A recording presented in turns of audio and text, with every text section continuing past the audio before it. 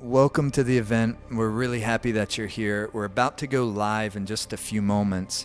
But before we lift off, there's a few important things we want to make sure that you're aware of so you get the best possible experience out of this. First of all, the sound current is supremely important to us, the musical experience. So if possible, we really encourage you to use good speakers or headphones to experience the class with. Second, if you have any pre-existing injuries, please take care of yourself, modify as you need to. Don't risk exacerbating an injury because of a yoga exercise. If you have any pre-existing medical conditions and you're not quite sure if this would be good for you, please consult with your primary healthcare practitioner and make sure it's the right thing for you. Also, make yourself relatively comfortable. You can use a cushion, and in fact, we encourage you in our seated positions, meditation practices, to use a cushion. It helps lift the heart up, keep the spine straight, and it's more ideal for the flow of energy in the body and for the meditation experience. You can even be sitting in a chair with feet flat on the floor for those of you that are unable to sit in a meditative sitting posture on the floor. Just use a chair, and for many of the exercises, that will work perfectly fine. And then lastly, if you're having any problems with the video streaming, try refreshing the page, or if you see a gear icon on the video, adjust your resolution. If you're new to this type of thing, just take care of yourself. If there's something that you don't quite understand, I wouldn't worry about it too much. Everything that needs to click will click after a few times of trying it out. Enjoy the experience. We're about to get started in just a moment.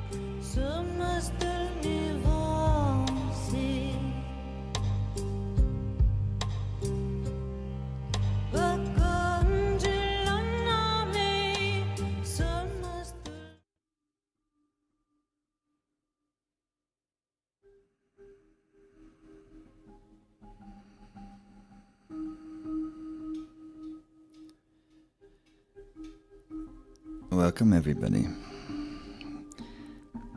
Happy full moon. Happy full moon.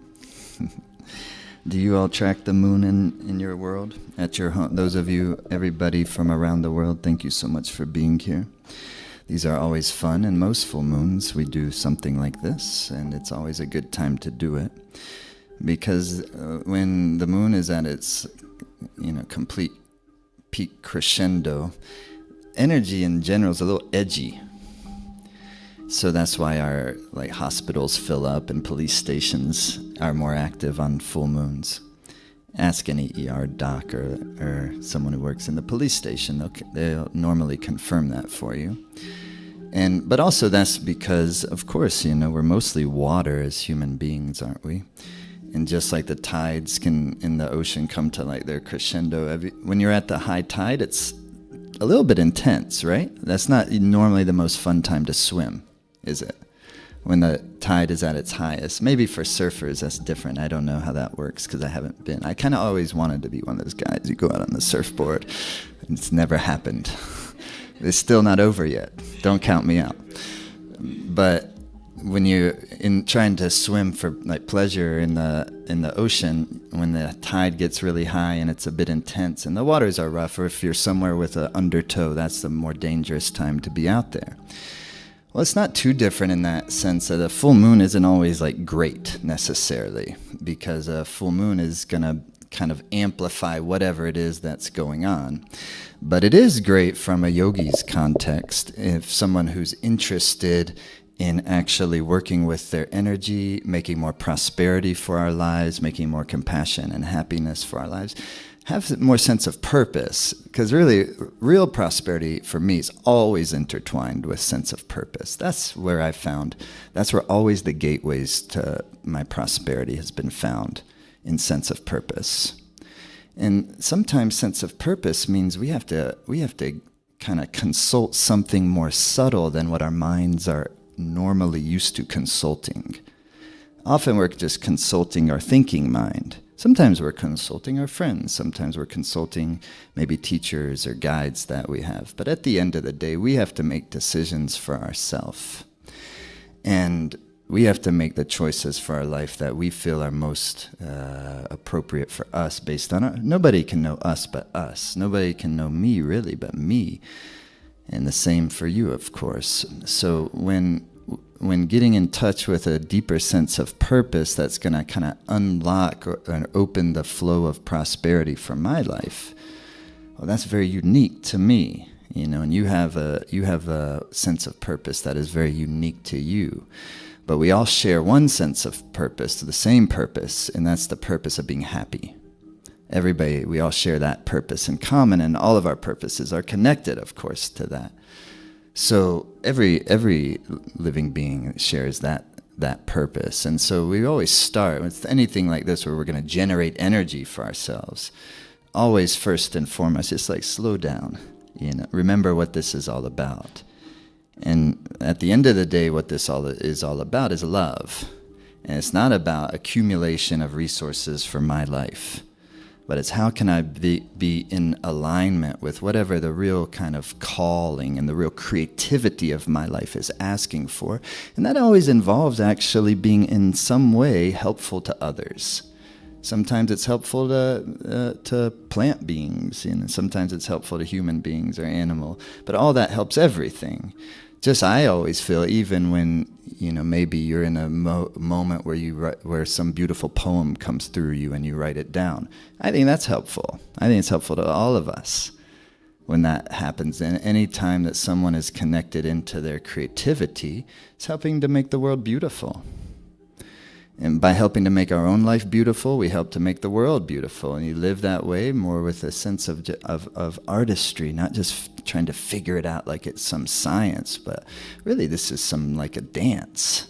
To be in courtship with something, I find, is way more enjoyable than trying to figure it out.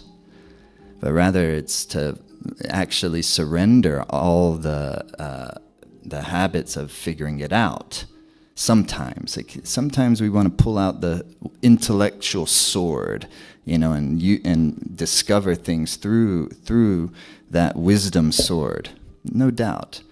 But I find that when life is first and foremost, it's a mystery. Let's be real, we don't really know what's going on. Yeah, but we do have all sorts of mythological stories. We have the language, and that all has been really preserved in all sorts of teaching traditions across the world. And so, for instance, right now, with the full moon coming to its crescendo in the part of the sky that in ancient India is called Punarvasu, and also in modern India, Punarvasu, the lunar mansion. There's 27 and sometimes 28 lunar mansions, nakshatras, or moon signs, just like there's 12 months, and so there's 12 solar signs like Aries, Taurus, Gemini, Cancer. But all the same space of the sky shares the lunar signs. And so just like the sun changes sign once a month, the moon changes signs once a day from the context of the lunar mansions. And so in every day, the moon is in a different mansion. And so here, today, the moon happens to be in Punarvasu, which means prosperous again, wealthy again. And it's symbolized by a quiver of arrows, kind of perhaps like this is potential energy that could be used. You could take one of those things out and maybe we'll do a little of that today. And its deity, every lunar mansion has a deity, a symbol, a Shakti to be prosperous again, to bring prosperity. Shakti is like a special power in this context. And then they have a basis above, a basis below. This nakshatra is also related to herbs and plants. And most of the prosperity signs, prosperity nakshatras are also related to plants because it represents the bounty of life. Just like the second house of the zodiac is like Taurus, which is like Earth Mama. It's like the most prosperous sign in a certain way because it's just overflowing. It's overflowing with goodness. It's overflowing with luxury. It's overflowing. It's like the springtime. Everything is in bloom. This is the energy of prosperity. So when we kind of get in alignment with the kind of biorhythms that you can tune into, sometimes via the mythologies, Punarvasu is ruled by Aditi, the mother of the gods. So it's also very compassionate, motherly sign. But the story of Aditi is very famous, and without really going into it in too much detail, it happened at a time when everything was upside down, where all the asuras, or the kind of demigods, often it's translated as demons, but they're not really demons in the same way that we think of demons in the West. So, but the asuras were all in the heavens, and the devas, the gods, were all in the underworld. So everything was backwards. The devas are supposed to be in the heavens, the asuras are supposed to be in the underworld. That's how the balance is maintained. You need it all, though. You can't have devas without asuras. But everything was backwards. And Aditi's the mother of all the gods, and so she was heartbroken. And so she prayed to Vishnu for the Lord of the universe, for some sort of help. And then Vishnu appears as Vamana, the dwarf incarnation of a little dwarf guy like this big, like 3 feet or something like this. And he has a pot in one hand and an umbrella in the other hand. I really like this guy. A little dwarf guy with an umbrella. Like, you would like that, right, if that guy came in? Don't you think? Well, this is what happened. So up in the heavens, all the asuras were having a yagya, or like a ritual sacrifice or something like this. There was some rituals going on. So this is what they do. And all of a sudden, Vamana walks in. And immediately, Mahabali, who's the king of the asuras, he becomes suspicious. Who is this little fella? He's coming in with his umbrella and this, and so he starts to question him, and he makes a deal with him. It's a story of how the everything gets put into balance. And so Mahabali, realizing that this little guy has some special energy to him, Venus is over here, and Venus is warning Mahabali. He's like, don't mess with this guy. There's something about him. I think he's a god in disguise. Because Venus is considered the guru of the asuras, actually. There's so much meaning and so much richness in every aspect of these stories. But just to kind of get a feel of Punarvasu Nakshatra becoming prosperous again. There's great insight inside of the stories.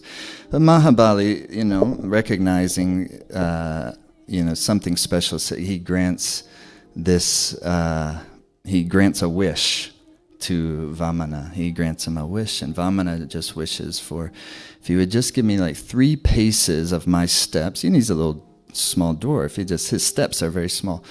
3 paces of my steps, then that would be of your domain, that would be a great little 3 spaces, 3 footsteps. He says, okay. Venus is like, And so he grants him the wish, and all of a sudden, Vamana, the dwarf, starts to turn into Vishnu and starts to become huge and massive. And as he's growing, you can see all the entire universes and galaxies within him, and this becomes this massive being. And so he takes his first step, and he takes all of the heavens, and then he takes his second step, and he takes all of the underworld. So he took the whole domain of everything in just 2 steps, and then he says to Mahabali,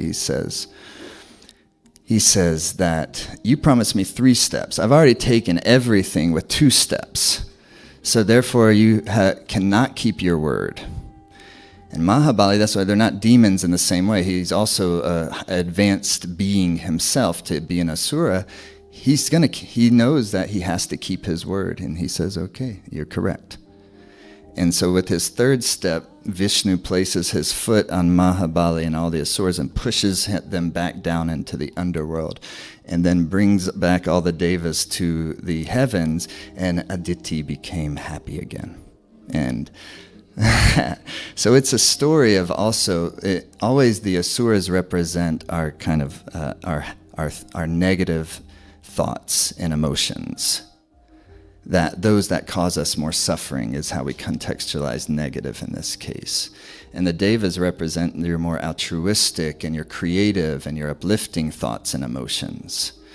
So becoming prosperous again, getting in our life, in our inner life, giving whatever that kind of energy of the devas represents to us, our values, what we know deep down we're really all about. When you have a change of a year, for instance, there's extra energy there isn't there that you can access to make a bit of a shift. Everybody's doing it. We're all doing it together. So there's this collective energy to change something and to restore prosperity again in your life. It's not something you're going to that you've never been before.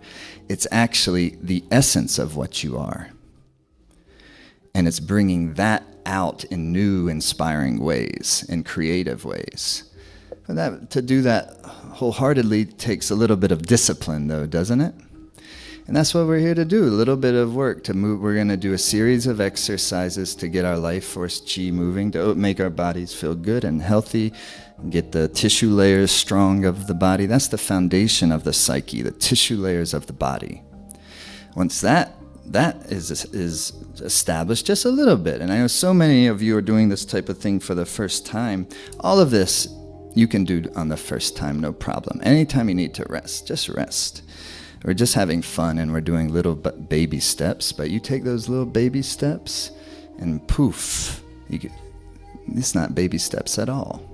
But the disposition is baby steps because we're not in a rush. We're already... The essence of what we are is prosperity. The essence of what we are is love and intelligence. And so when we recognize that, now we're just tuning an instrument, the human body, the mind. We're tuning an instrument so that more of our essence, more of our natural vibe and creativity and love and charisma can come out. Because that's what it takes to go through the trials and the tribulations and the difficulties. And even the pleasurable things bring difficulties because you don't know what to do. You know, sometimes something feels so good, but you don't know if you should do it. Something feels so bad, but maybe you think you should do it. How do we navigate this? This is our intuition, consulting the more subtle parts of our being, of our psyche, of our mind. And that's what these exercises help to do. So we're doing a series of these exercises to get everything circulating and moving, help the mind come into a more concentrated life force. Mind becomes a bit more relaxed. I know I still have all those gazillions of problems, some of them quite significant, but I'm not worried about it right now. Because if I always allow myself to be worried about it, my nervous system is going to be, go kaput. And I'm not going to feel good at all, and I'm not going to be able to deal with anything. So it's important that we keep revitalizing the body and the mind so we have the vitality, the Shakti, to go through with whatever our life is asking us to go through. So that's what it's all about. Then after those, we're going to do these 2 prosperity kriyas, which I'll describe to you, and they're the prosperity kriyas that are the basis for our New Year's Prosperity Challenge, which begins on Tuesday, January the 10th. We're doing them today as the full moon experience, and I think you'll really like it, and many of you are familiar with them already because these have been the foundation of this New Year's challenge for many years now. This is the 8th annual one of these that we're doing, and it's one of everybody's favorite things every year. And so I'm glad everybody's here to do this. We're going to go on a little journey together, okay? And so take your hands into the prayer pose.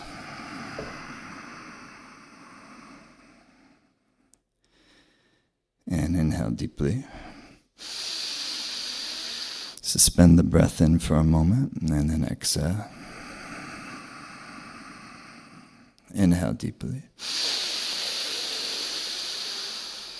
Suspend the breath, and then exhale through the nose, breathing only. Again, take a deep inhalation. And fully exhale. And keep the posture, but let the breath just relax now. Keep the eyes closed down. See if you can keep your heart lifted, shoulder blades released down. If possible, even a gentle lift of the pelvic floor. The heart is softened. And if you can, see if you can draw your gaze, the optic nerve, between the two eyebrows, where the root of the nose meets your skull bone. That kind of area. It's not one single point you have to zap out. It's just see if you can begin to relax your gaze, your awareness in that area without being too tight about it. It's just starting to help to tune the instrument. And really the first moments are typically the ones that are a bit more dense or clumsy. So it's starting to direct the prana by directing your concentration in a singular fashion. Now start to make the breath flow a little bit deeper.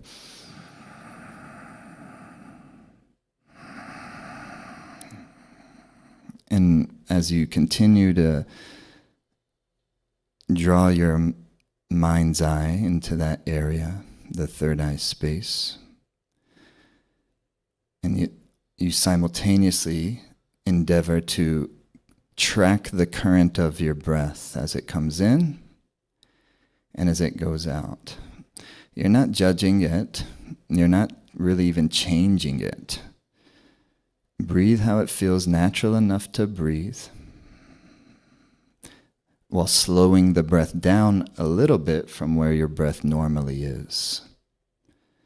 And then track the breath current with your mind and see how successful or unsuccessful you are at doing that. If it's unsuccessful, who cares? It's no big deal. It's good feedback. It means, oh, I gotta have so much more concentration, therefore I could have so much more type of kind of inner contentment in my life. It's the mind that rules everything in that regard. You conquer the mind, you conquer your world. And so all of this journey of yoga is the exploration of making the mind be an excellent servant of happiness. Can you track even the breath with the mind before the mind starts to already go to what is happening for the weekend, or what's going on with my daughter, her son? All these things of our life are real. So many things pulling on our minds and also pulling on our hearts. This is a courageous moment of self-compassion, of self-love, when you're allowing yourself to discard all of that for just a short period of time so we can go on this journey, and so that we can start to kind of harness the prosperous energy of our life for this new year. Taking a moment before we really begin to tune into whatever the domain of your life is that is really asking for more prosperity right now. Well, maybe it's money. Everything is great. We just need more money to be comfortable and to actually do the things you're wanting to do. Maybe the prosperity is needed in the relationship. Maybe what area or domain of our life is experiencing more stress and more suffering. And then maybe it's our health of our body. Prosperity in the context of the health of our body is vitality, and brings happiness to the mind. Vitality in the body absolutely brings happiness to the mind, love into the heart, gratitude is our natural way of being. And so what domain is it for you? And then consider to actually make this little full moon experience that we're going to share together be focused on that particular area of your life and the wish for more prosperity to flow into it. Good? And then the secret trick, of course, then you just let it go and you don't worry about it. You plant a seed and you let it go. So we'll tune in like we do in Kundalini Yoga. If you're familiar with it, feel free to join in. If not, continue to just kind of Bring your gaze, the third eye, just like you're tuning an instrument, keeping the breath slowed down. Inhale and exhale.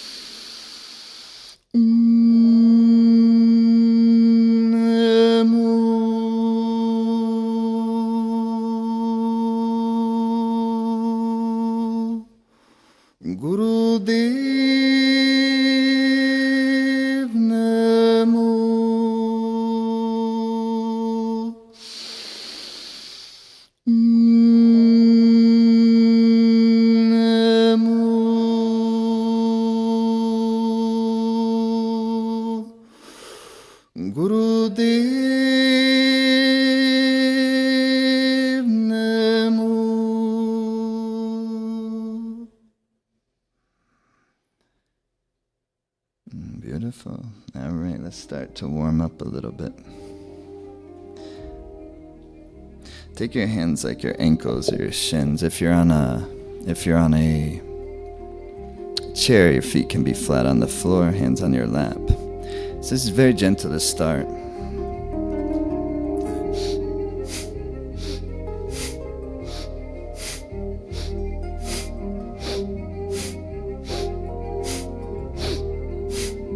It's a lifting of your chest.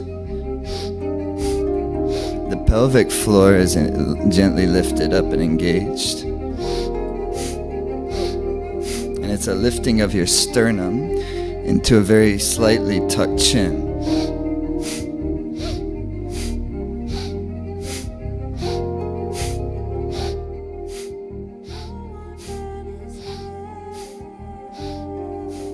Yeah, like that. Keep going. But deeper the breathing.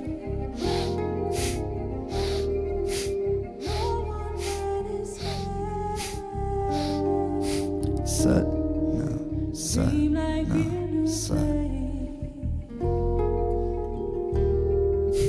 Life is in a day. Heart is in the right.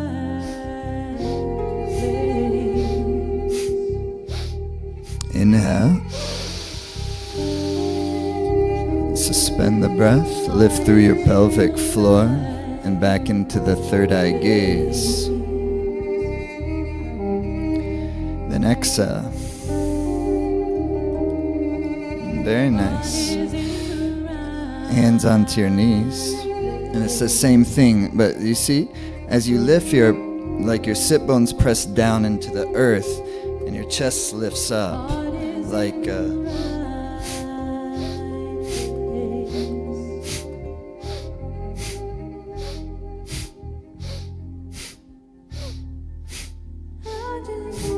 it's perfect. Just do it the best you can. But it's you're making like a nice soft suppleness of the spine. But you're bringing in a kind of deeply rhythmic breath. Building your chi, a little bit like a martial artist might use their breath.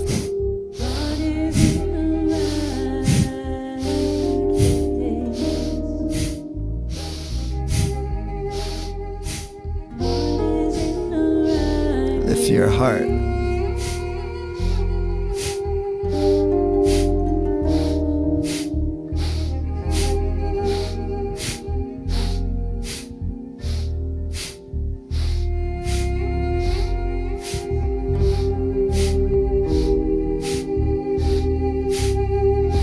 Use the breath, final moments, building your chi, your prana. Use a rhythm.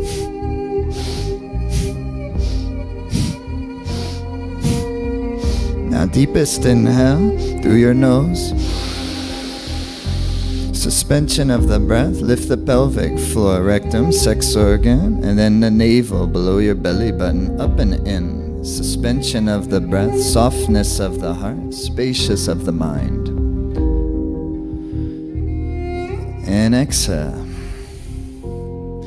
And if you're not able to really get a hold of what spacious of the mind, softness of the heart, what do you mean? Don't worry about it. Just inhale, relax a little bit, then exhale like that. You know, all these things come, but with time, because you're becoming more in touch with your own subtlety. And that subtlety is that part of us, I think, is the part of us that is much more non-changing in nature. That subtle part of it was the same when you were a little baby that it is right now.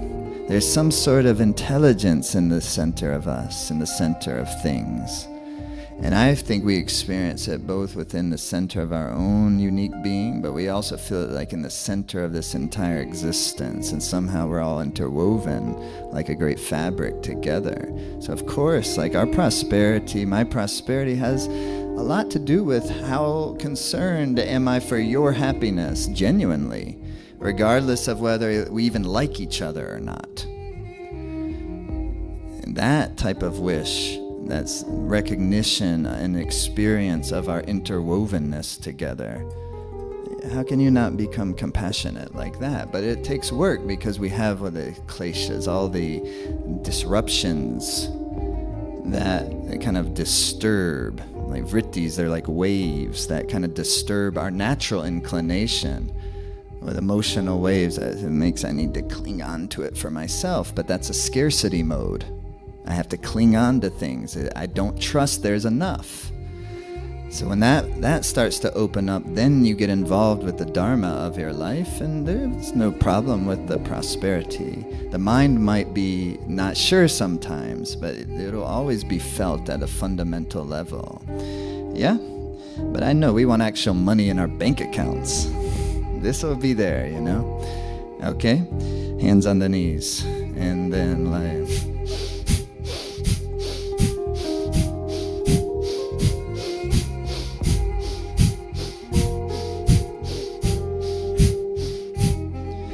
we don't really, ultimately, it's not the money we want, you know? It's the feeling of safety we want. It's the feeling that we feel confident we'll be able to live how we want to live. And that our life won't suck. Our lives don't suck. Our lives are mysterious and majestic with the rhythm.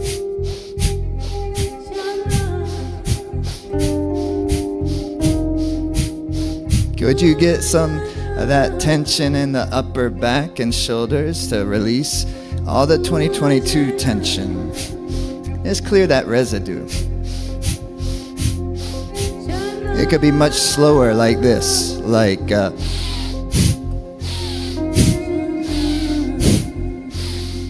or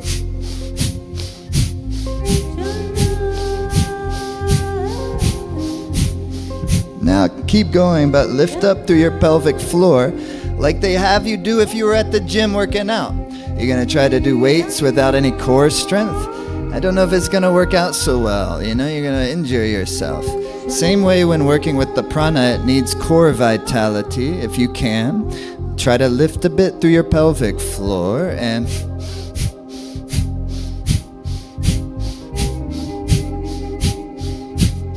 Now inhale, squeeze up. Exhale. When working with these kriyas, when working with these yogic practices, try to create the tension by putting tension up in your pelvic floor to let the tension in the upper back soften and relax. Keep your chest lifted again.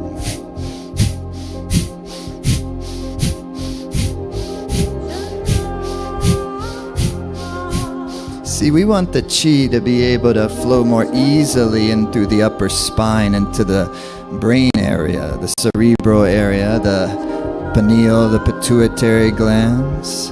Rhythm, rhythm.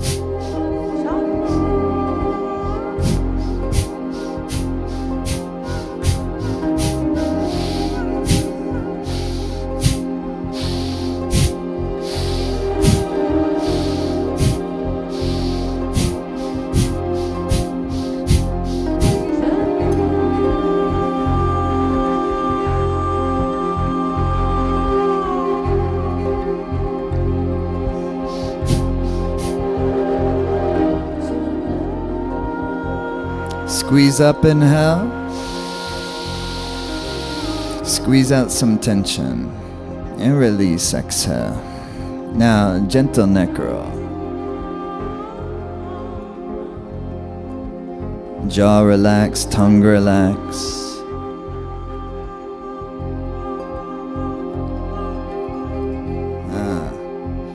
Other direction.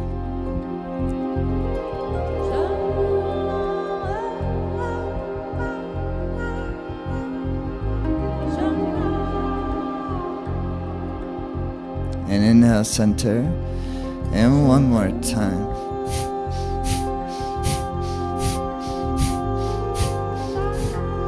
Yeah.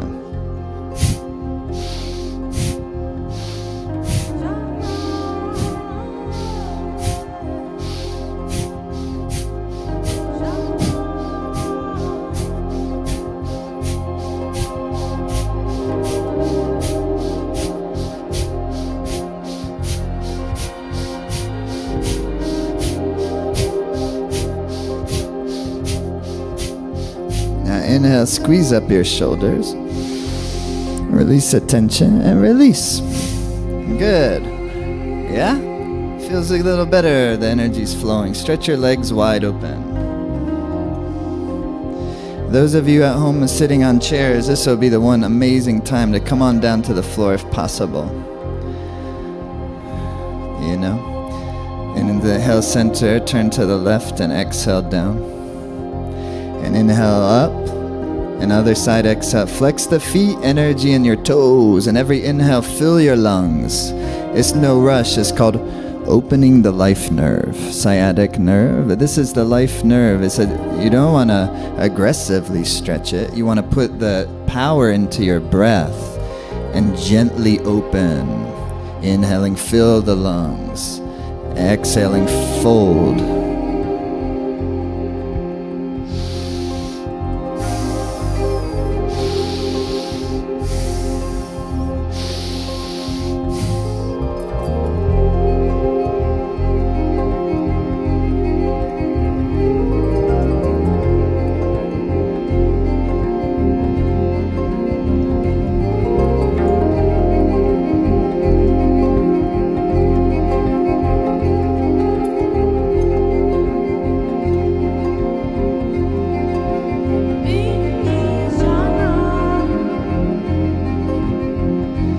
Inhale to the center.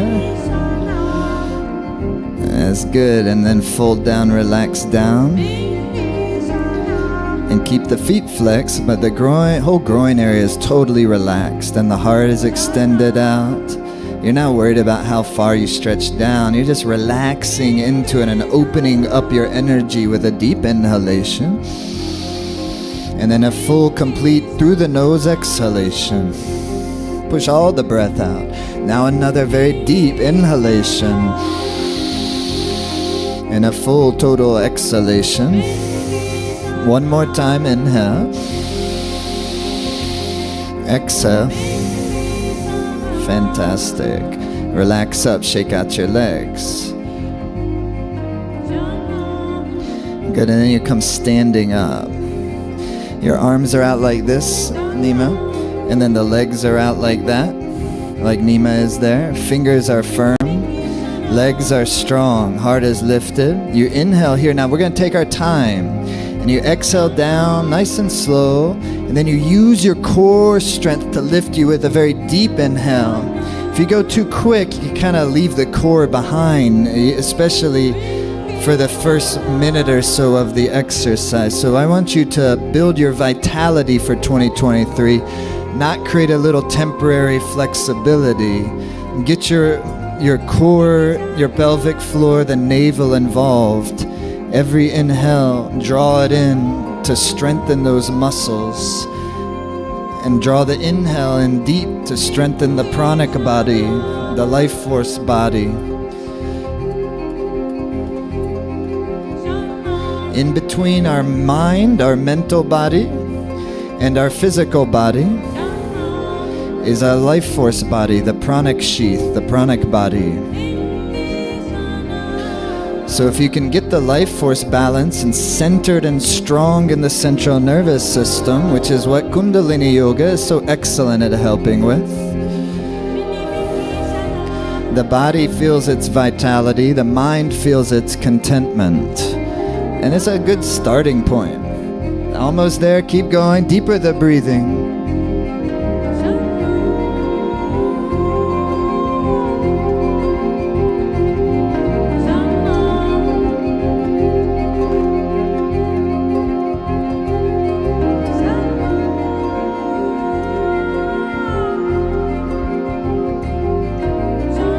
Deeper the breath now.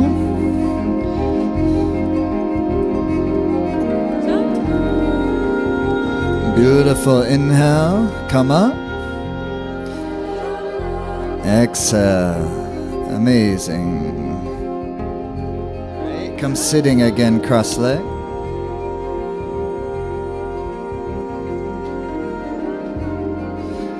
Okay, Gyan Mudra with the hands. That's the index finger seals to your thumb, palms facing forward.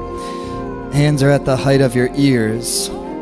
Chest is out, shoulder blades are kind of pressed back. And for starting, O-shaped mouth, okay? O-shaped puckered mouth.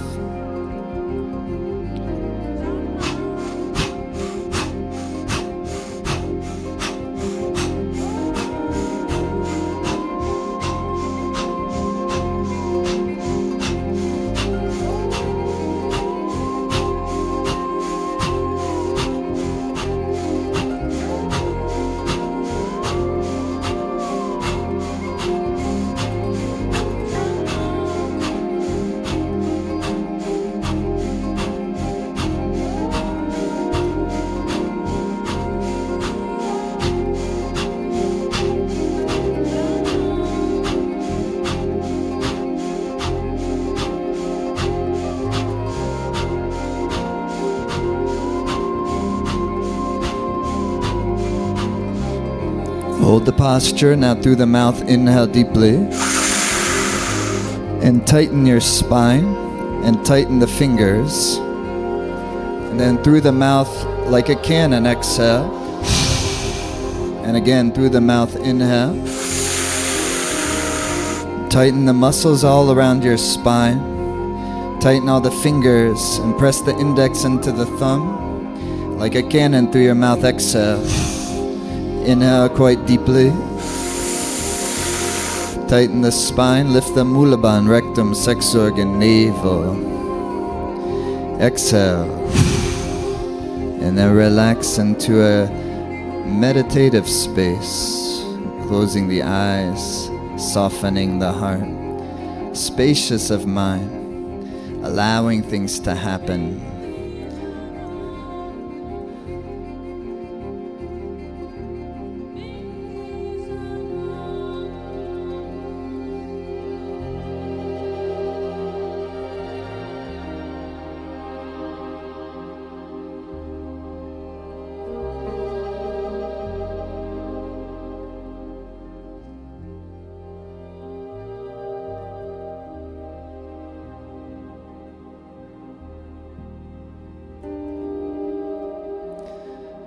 And take a moment now and reflect and meditate again on that domain of your life and where your heart is longing for more happiness, for more prosperity.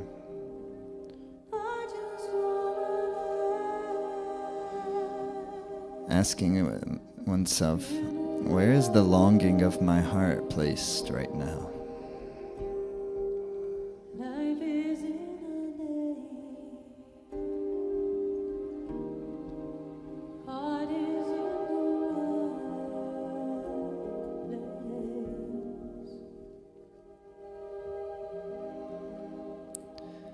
And just give a wish for your life. It's called working with the mind, working with the heart, working with the chi, working with the interconnected fabric of life. And put out the vibration of your longing, the feel of your longing into the environment, into the space of your life.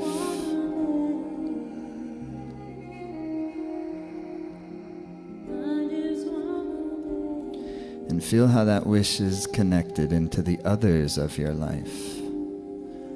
Your family, your most loved ones, your friends, but also adversaries, unknowns, mysteries.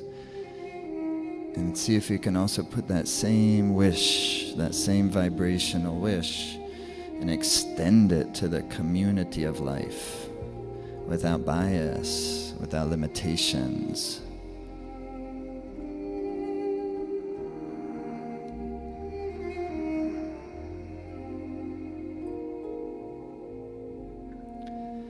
Good. Take an inhale. Take an exhale. Take an inhale. And take an exhale. And then have a little sip of water. Always bring some water if you can. Partly when working with so much pranayama, like we're doing here, especially in this class today, hydration is so important. It helps, makes everything work better, makes it easier, staying well hydrated. If you're going to move the air element, you need enough water element there.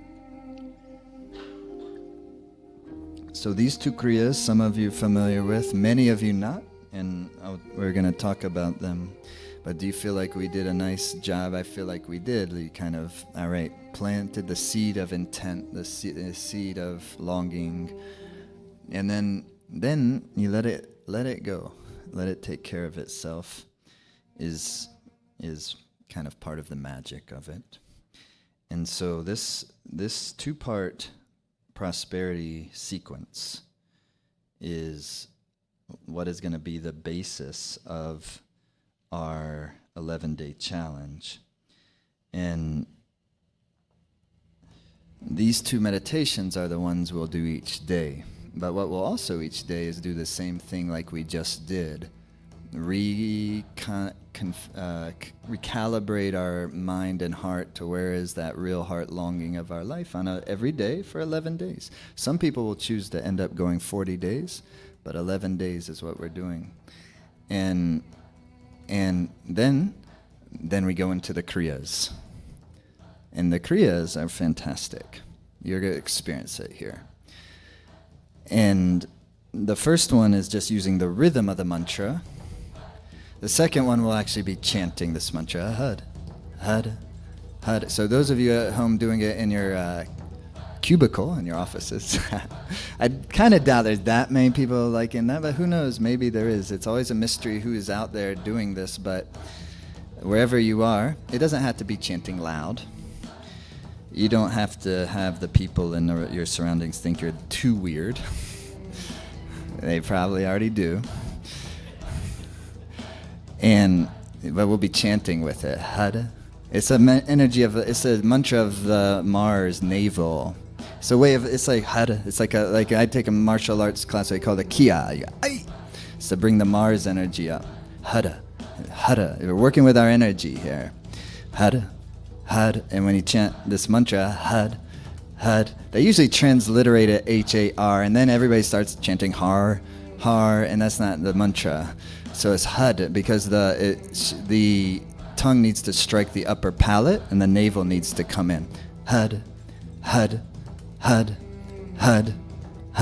You see? We'll work with it. But first things first, okay?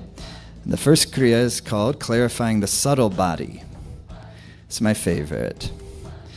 Subtle body is the part of you, it's your creative body, and it's the part of us that when this body, this physical body has to be shed at some time, the subtle body is what's continuing to travel on. So it's a nice idea to be familiar with it.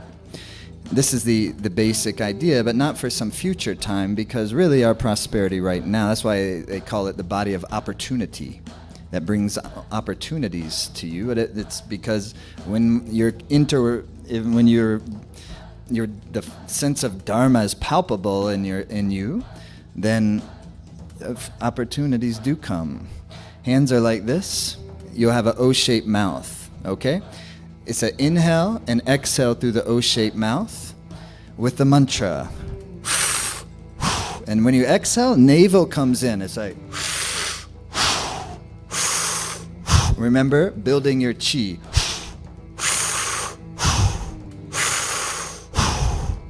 We want some prosperity to happen. We need to build something. Like hands are like this. So when the hands come up on the inhale, it's left hand on top of your right, left on top of the right, and then back down to the starting position. Yeah? Let's go like...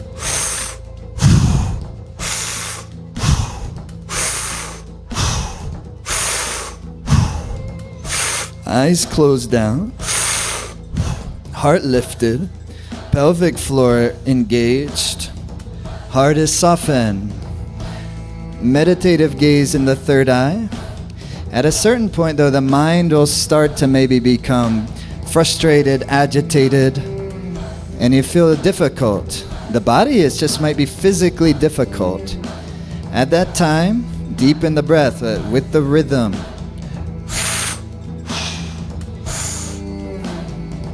You feel that rhythm? Listen to those drums.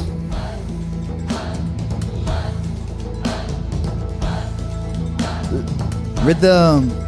You know, give it some soulful feel to your body.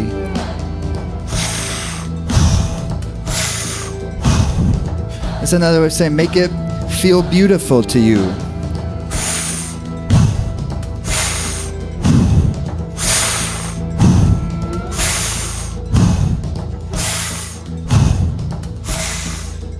Third eye gaze. This meditation, this kriya, brings a tremendous clarity, a feeling of vitality, and it has some sense of inner brightening effect.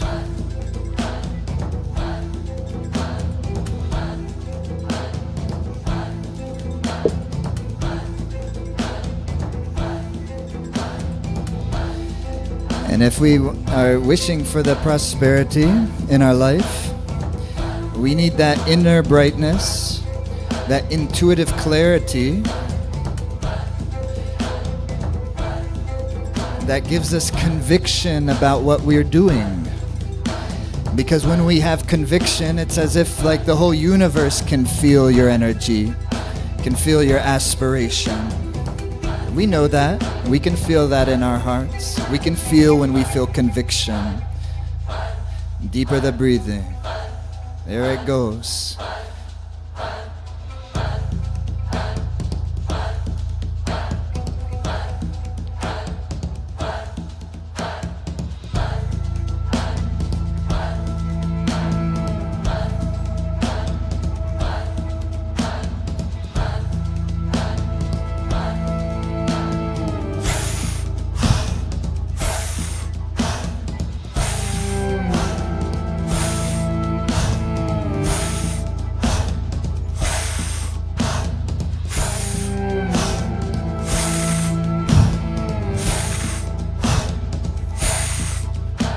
See if you can keep the gaze relaxed into the third eye space. See if you can feel like you're purifying any of the density in the mind, density in the channels. That kind of is a bit obstructing the real essence of you, the creativity, the intelligence, the happiness, the magnetism. It's not purifying you, it's purifying the obstructions of the mind.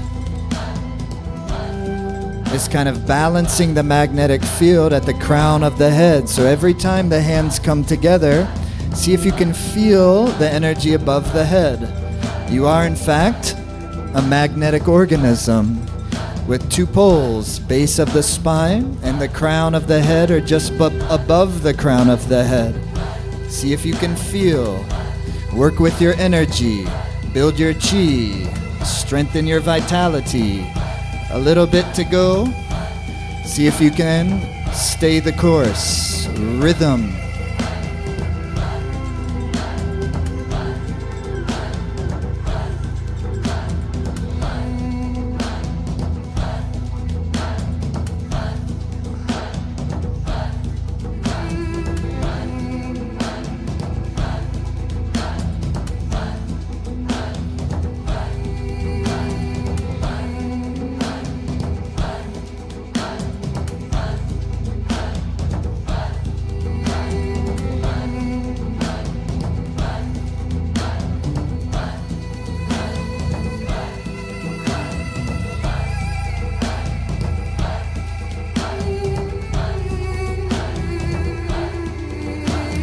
Do you feel how it opens up the upper spine? It hits a threshold at a certain point where you don't feel like you can keep going. But if at that time you deepen your breathing, you never risk exacerbating an injury. But otherwise, you try to breathe deeper and gently move through the threshold as an act of compassion for your own body and your mind and your own life predicament, and taking the frustration or the difficult thresholds of our lives and put your chi into that. Feel the emotion of that and let it carry you. Let it take you through something. Let it lift you. Deeper the breath, almost there.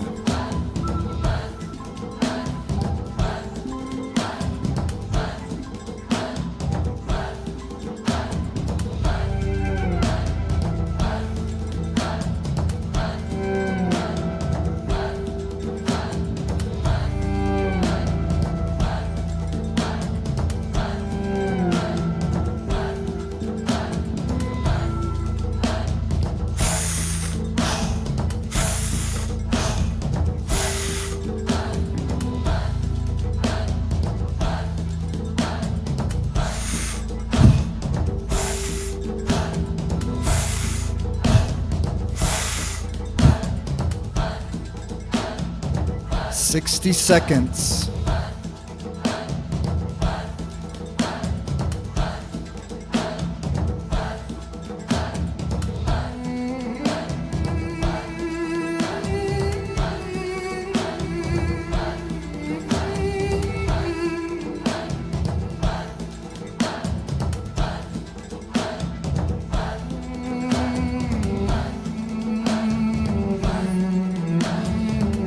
"30 seconds.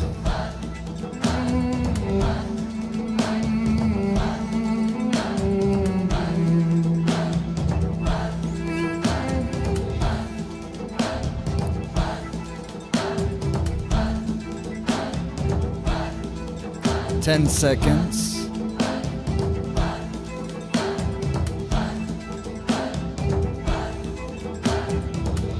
Inhale, interlock your hands above your head, palms side down. Stretch up, release your shoulders. Pull through the pelvic floor, touch your knuckles to the ceiling, release the shoulder blades, stretch up and around. And through the mouth like a cannon, exhale. Inhale, stretch up and around. Inhale. Shoulders release, knuckles to the sky, pelvic floor lift and around, and exhale. Bravo.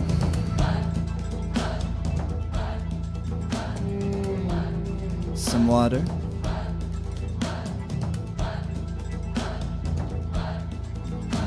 You can do that one for 3 minutes, you can do it for 7, or you can do it for 11. Same as in this next one, 3, 7, or 11. This is what in this Vedic astrology they would call a Gajakesari yoga, where you're bringing in some way the moon and Jupiter are having a good communication. So just like that, the zodiac is simply a way of kind of decoding the mathematics of life.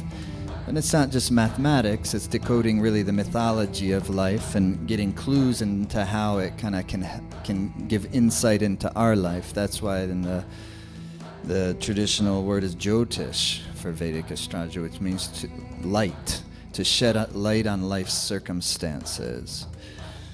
And so when you bring the moon and Jupiter together in a way that is harmonious, it gives good fortune in some way or another. And so just like the zodiac, it has kind of that same decoding, so does the human body. That's why somebody can look at your tongue, a good Ayurvedic or Chinese medicine practitioner, And they can see all of what's going on down in the digestive system and the heart and so forth by looking at the tongue or by feeling the pulse. So there's a type of some type of mathematical reality to where every part of your body is in every other part of your body in a certain basic way, but also in that way every part of the universe is in every part of the universe. So that becomes true on more of like a macrocosmic and this stretches the mind type of ideas. But it's not so unrealistic, explore and see. So anyways, I think that's why things like somebody can, what's that called when pressure points on the feet? Reflexology works so well. Anybody who's had reflexology treatment never complained, It works great, in so many ways. Or they can get into your skull and they can craniosacral and the ears or acupuncturists. They know how to get in and work with the chi, same in yoga. So this part of the hand is a moon center, is the moon part of the hand, this fleshy part of the palm. And then the index fingers are the Jupiter fingers, middle fingers, Shani, Saturn, ring finger, Surya, Sun, pinky finger, Buddha, Mercury. Okay? And so the index finger is the Jupiter finger, Guru.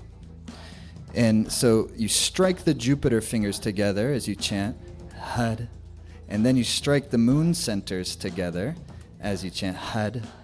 Yes, chant the mantra we were chanting earlier. When you strike the Jupiter fingers together, the right thumb underneath your left. Right thumb crosses under the left. Ba. Had. So what I want you to do, this is all it is, and you don't have to. It's like the harder you hit them, the more prosperous you're gonna become. No, God damn it! Come on. This doesn't work like this. It's more of a love affair than that. It's more of a courtship. Prosperity is something you come with a humble heart. This is not like a feeling of greed, and so it's had. You notice that sometimes you have to get a humble heart before that prosperity opens? So I preemptively humbling the heart by getting into the vastness of this whole thing and how little we are and how quickly time is passing, and one day we're, on to the next one. So it's coming with that sensitivity of the tongue striking the upper palate, sensitivity of the navel moving the prana. Had. The gaze in this case goes to the tip of your nose. Eyes can slightly close down, and then there's the tip of the nose. You'll work on that in the challenge if you're not familiar with it. You can also close your eyes down if they can't find the tip of the nose gaze yet, but it does help quite a bit and pressures the pituitary gland. Had. And now what I want you to do, start the motion, but before beginning the chanting, I want you to bring your energy to that domain of your life again. And I want you to kind of beam your mind there. So using the kind of vibration of the mantra as a way to kind of, as a catalyst, as a vehicle, sound being the vehicle to kind of vibrate a current of prosperity to that domain of your life. Okay? And it's a chanting begin. With the navel and the tip of the tongue. Had.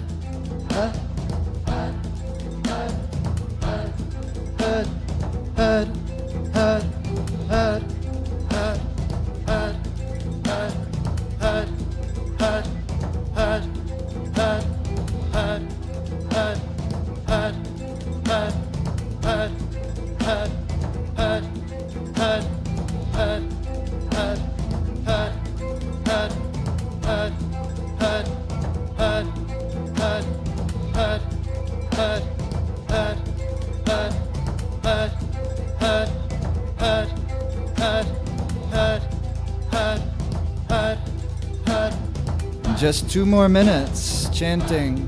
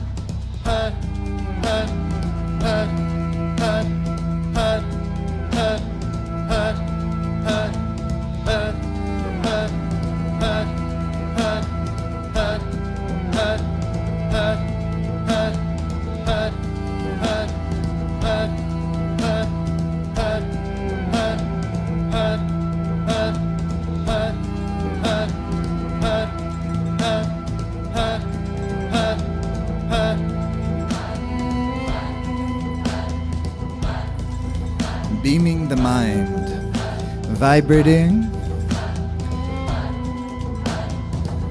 Final moments.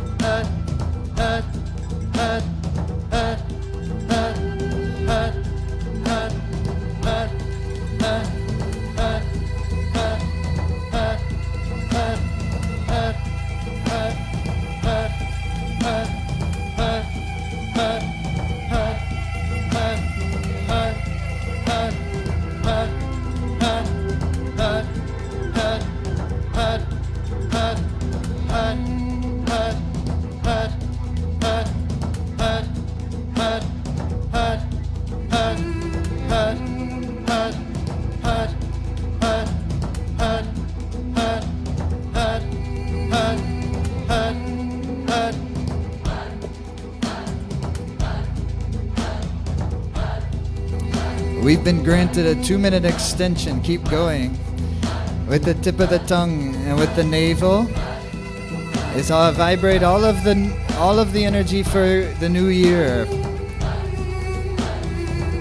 It's like an overflowing cup. It's not that I'll be prosperous someday. It's I'm already prosperous. And I'm transporting myself into that space where my cup is absolutely overflowing. You can chant that. You can vibrate that. You can emulate that.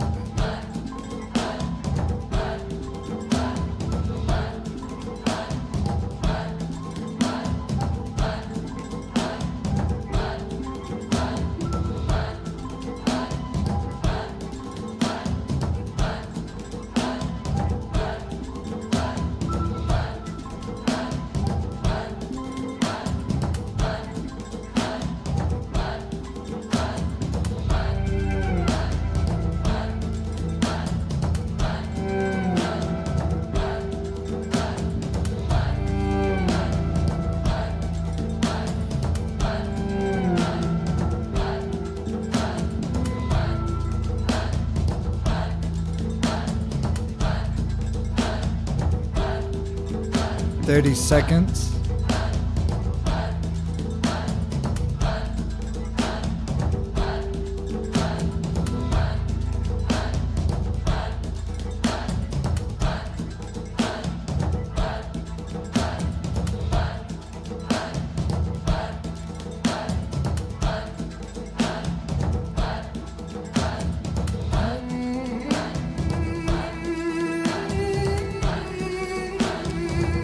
And inhale with cupped hands,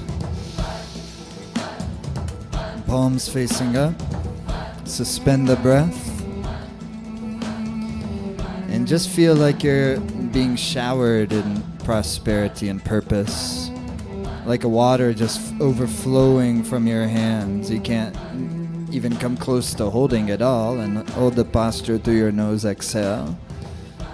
There's no way you can hold this much. Inhale deeply, but you catch whatever you can, because it's that fountain always continues.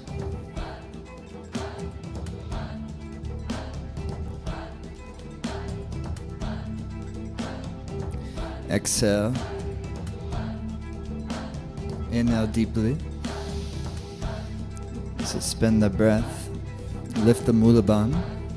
Suspend the mind. Now take the mind into spaciousness. And exhale. And as you exhale, let everything just go. Let it be kind of released into time and space, with not a care, not a worry. There's no weight on it that's kind of keeping it close to you. It's able to fly free without attachment. It disappears into the sound space. It disappears into the sky space. as like an offering to all of life. And then you come onto your backs, and very important in this case, you're gonna relax for just 4 minutes maybe. If we're lucky, 6. Relax. Relax your jaw.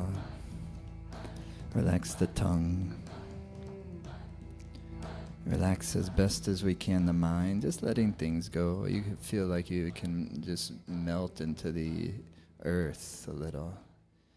Earth element, melt into let the gravity of the earth just kind of relax you, letting ourselves be well nourished and nurtured, allowing the mind and the body to rest so it can really kind of harvest the fruits of all of that good work. Let go.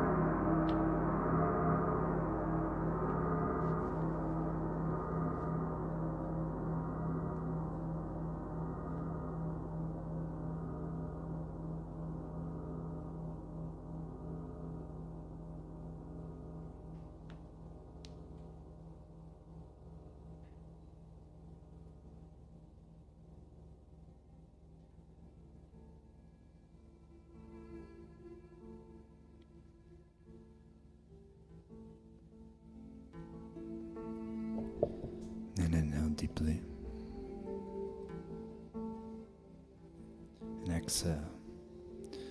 Move the fingers and toes.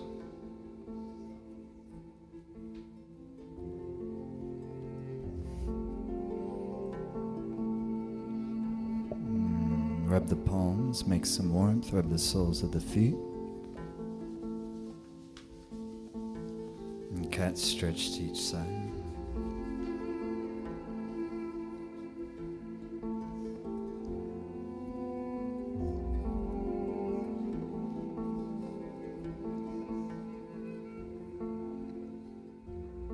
And then hug the knees to the chest. Rock a couple times to come up. And come up. And don't you think that'll be fun? Maybe not always fun every day. But I think mostly fun and always worthwhile. To take 11 days at the beginning of the year. 11 days, no problem. 40 days sometimes is, people miss a day and they're like, I failed, I didn't do it. And then they get discouraged because they didn't do the 40 days. But really the point isn't 40 days, The point is just making an effort to keep ourselves in the space that we want to. And in this context, it's keeping ourselves in the space where we can really create prosperity. It's not some magic that we're not involved in and cooperative in and co-creating. And I know those sound like all cliche words, and they are. But how do you kill the cliche? You make it an experience. You test it with genuine experience. And you don't have to use cliche words, You find a way to work with it that resonates with you. We all come from kind of different cultural backgrounds. We all come from different kind of dispositions around spirituality and around how these things work. So really the backbone of all of this to me is experience-based. And so everything should be tested and tried and say, let me see, let me see if this helps.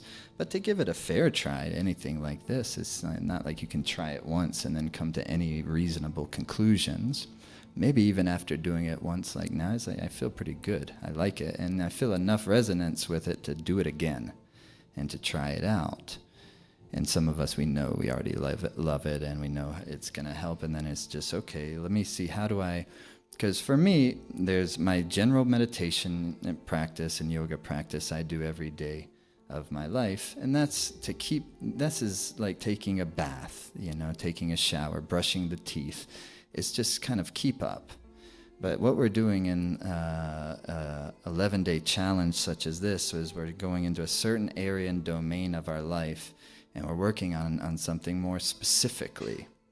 And so when you do this and you're working with these kriyas, and so we put it in a way to where you either choose the 3-minute tier, the 7-minute tier, or the 11-minute tier. The 3-minute tier is you do 3 minutes, and it guides you through it just like this, like we did today with the music.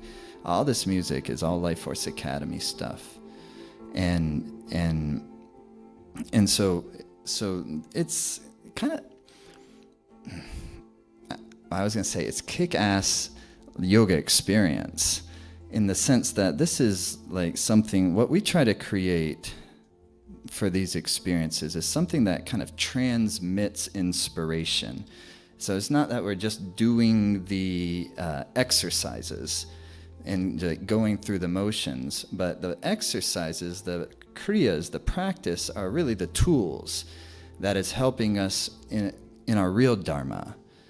And the real dharma is each of us is uniquely an individual.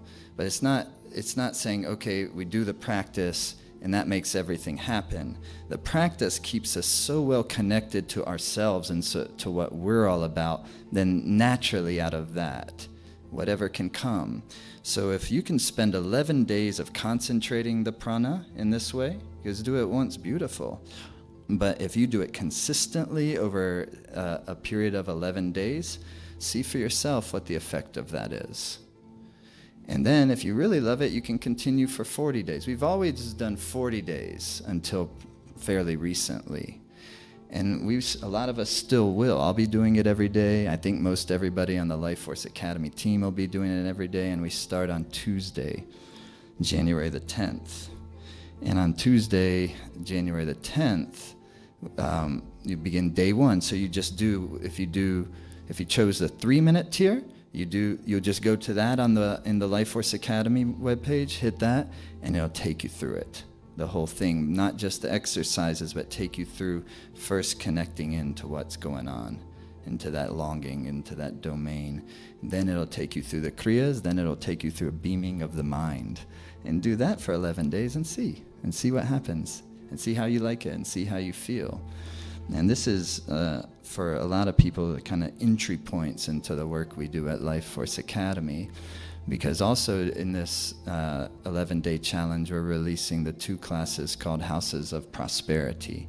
These are full, like 90-minute Kundalini yoga journeys, but it is also, you're discovering and you're understanding prosperity in a little bit of a more, what should you say, nuanced and clear understanding by going through the different houses of the zodiac that have to do with prosperity.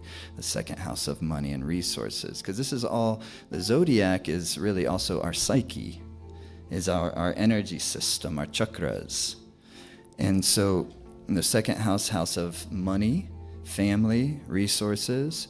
5th house is the house of good luck. Good luck that they call purva punya. Good luck that comes from the past. And then you have the 9th house, is the house of real wealth. Not like just money, but real wealth.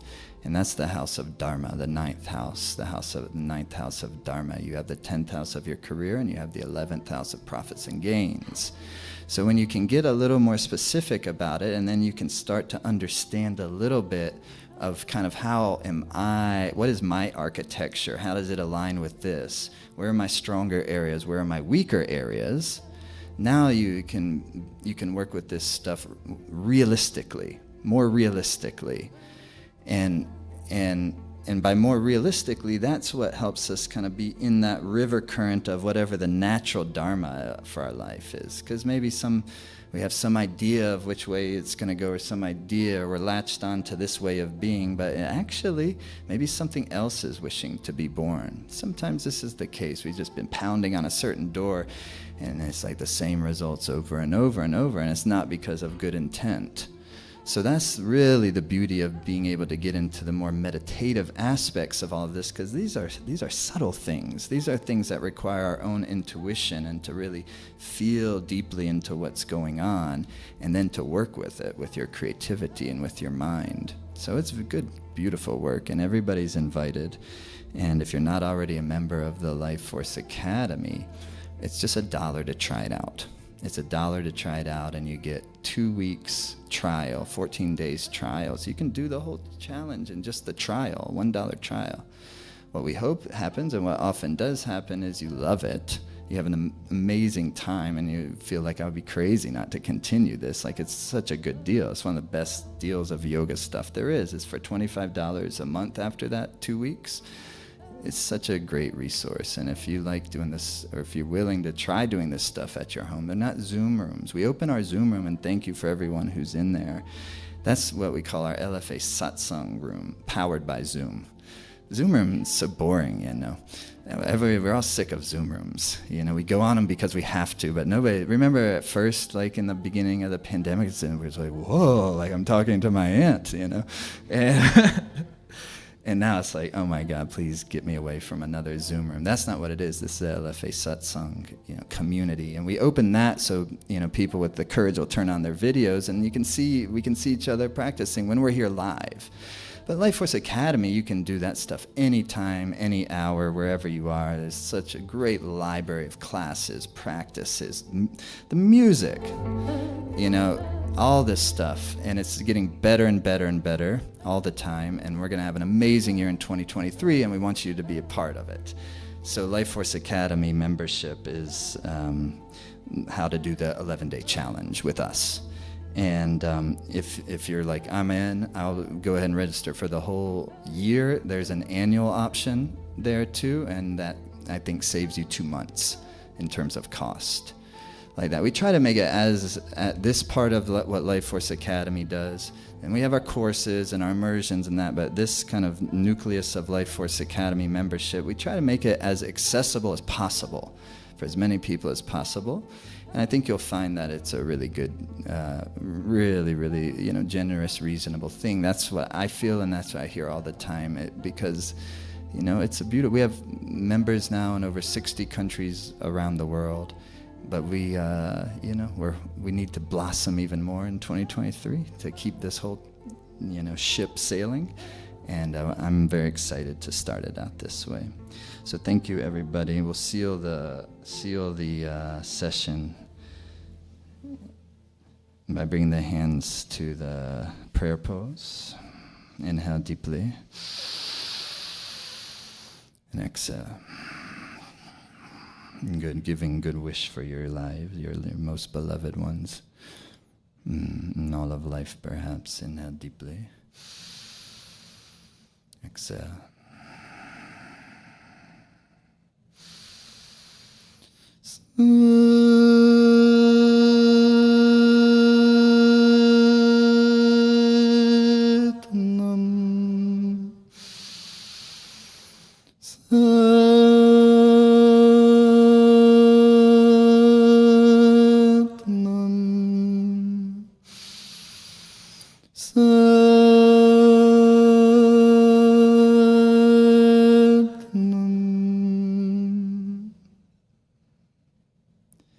Thank you, everybody. Thank you, LFA team. Thank you, Nima. And we begin Tuesday. We have a live broadcast at 9:30 a.m. Pacific Tuesday. If you can be there live, you can just do that, and day one is done. It'll be shorter than this, inshallah. And we'll just go right more quickly into the little warm-ups, right into the kriyas for it. That's our kickoff, day one. Then we'll have another one on day 11. And then every morning on 2 through 10, there will be someone from the LFA team leading a Zoom room. And it'll be a really good Zoom room. So that's how it's going to work. But also, all you have to do is, if you join, go to the web page, go to the challenge page, whichever tier you choose, do that. You don't need to do the live ones, but it is fun. And it does keep the momentum flowing. Okay, everybody. Thanks for being here. Satnam, happy full moon.